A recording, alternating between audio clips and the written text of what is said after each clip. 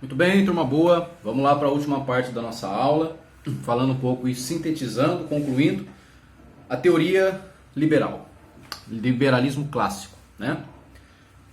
Quando nós falamos em igualdade de direito, pessoal, quando nós falamos em igualdade entre os homens, nós devemos tomar um certo cuidado, uma certa cautela, tá?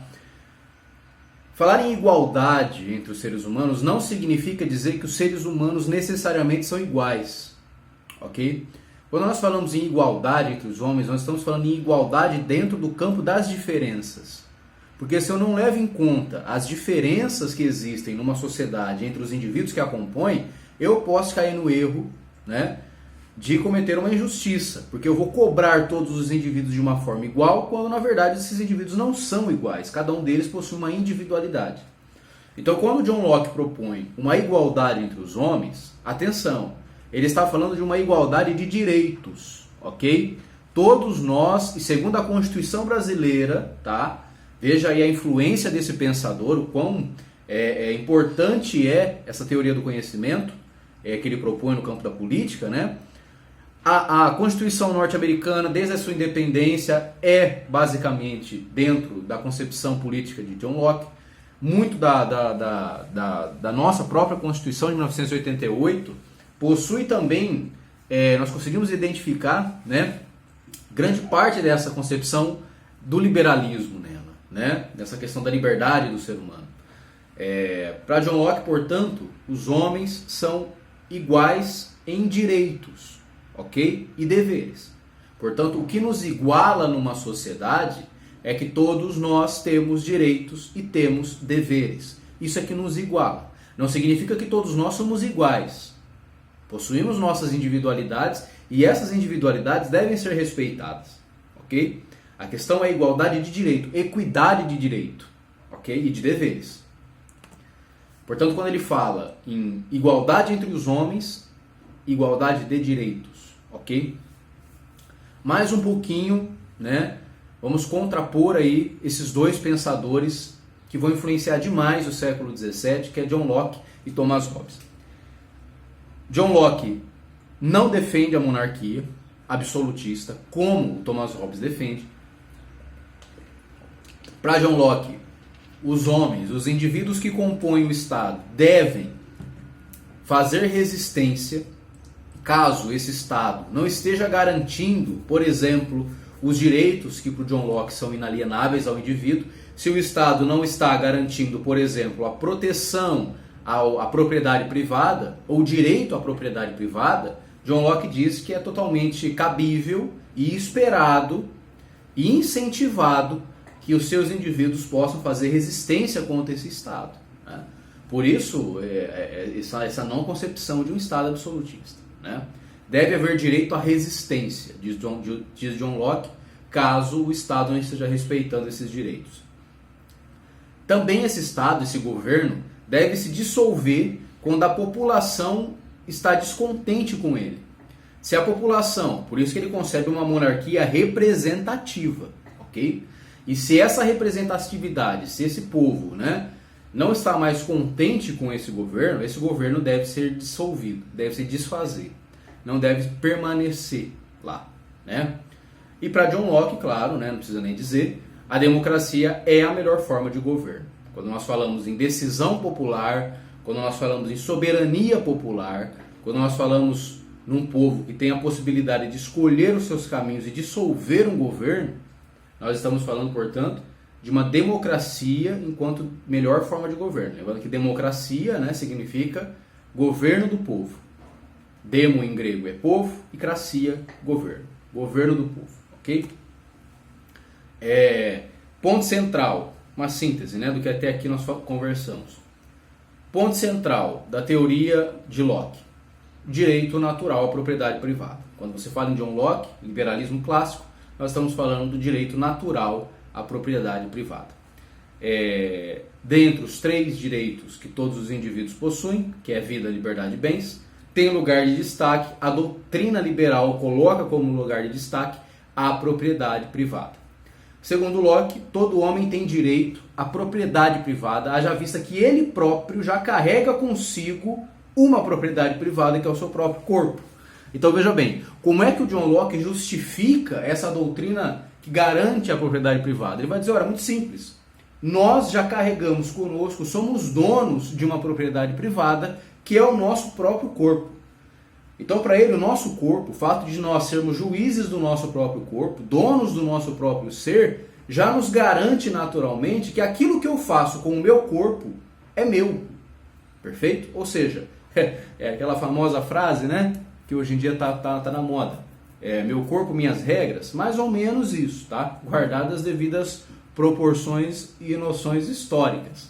Mas basicamente é isso, quer dizer, o meu corpo já é minha propriedade privada, que eu devo cuidar, que eu devo zelar, que ninguém deve tomar conta se eu não quiser, ninguém deve se aproximar se eu não quiser, por aí diante. Eu sou o dono da minha própria propriedade privada, a princípio, meu corpo. E o que eu faço com essa propriedade privada diz respeito a mim, e aquilo que eu conquisto a partir dela também é meu. Tá claro? Isso é liberalismo, gente. Ok? Para ele, portanto, o corpo, o trabalho, aquilo que eu faço com a minha propriedade privada, a priori, digamos assim, é que legitima as demais propriedades privadas. Ou seja, o meu trabalho, né? Aquilo que eu conquisto com o meu trabalho, com o suor do meu rosto, é meu.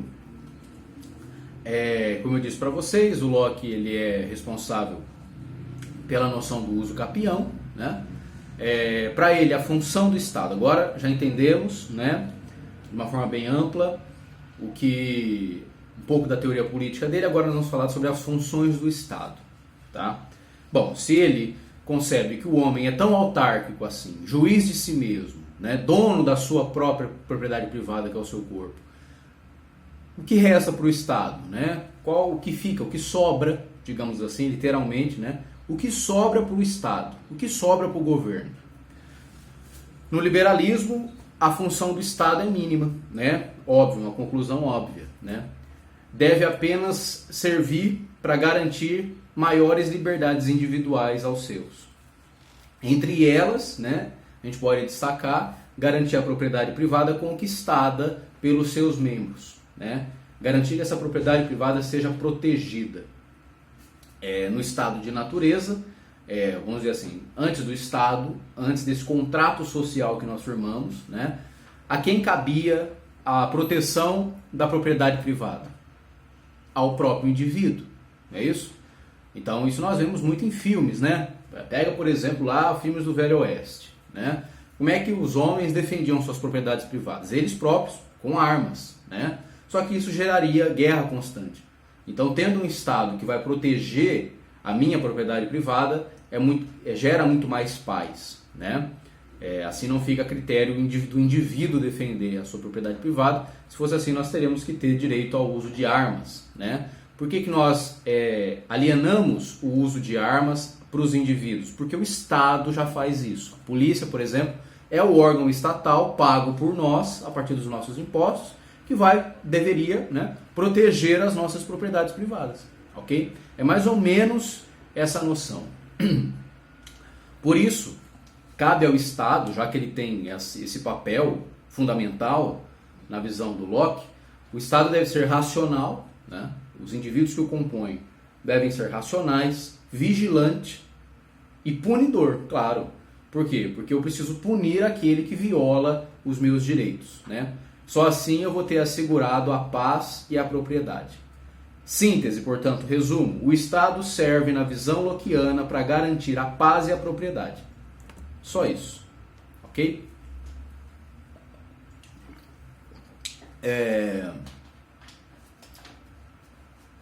Para John Locke, o enriquecimento de alguns, porque ele prega a liberdade de mercado, né? E, obviamente, se eu prego a liberdade de mercado, eu estou defendendo a possibilidade de que indivíduos tenham também a liberdade de enriquecer, né? De colocar o preço que quer sobre o seu trabalho e o outro pagar e ele ficar rico, claro, né? Então, o enriquecimento de alguns, para John Locke, em nada influencia na igualdade dos homens. Por quê? Porque todos nós temos os mesmos direitos. Só que assim, basicamente, né? Para exemplificar, é como se John Locke quisesse dizer assim: todos vocês têm o mesmo direito, corram atrás. se virem, né? Deem os seus pulos. Vocês já possuem os mesmos direitos perante a lei e agora vão correr atrás de trabalhar, de enriquecer quem quiser, enfim, né? Liberdade. Daí então tá armado o esquema, montada a cama, né? Para o que depois vai virar a ser a doutrina do neoliberalismo, que é a possibilidade de um Estado interventor minimamente, né, na economia e mais indivíduos, pelo menos com a promessa de enriquecimento. Ok? É isso aí, turma boa. Essa aula ficou dividida em 3 partes, né? Um pouco sobre o que significa o liberalismo, né? A tese propriamente dita de John Locke e o contraponto com o Thomas Hobbes, e que vai ser assim parte da atividade que vocês vão ter que desenvolver a partir dela. Ok? Agradeço a atenção, tenham todos um ótimo dia e até a próxima.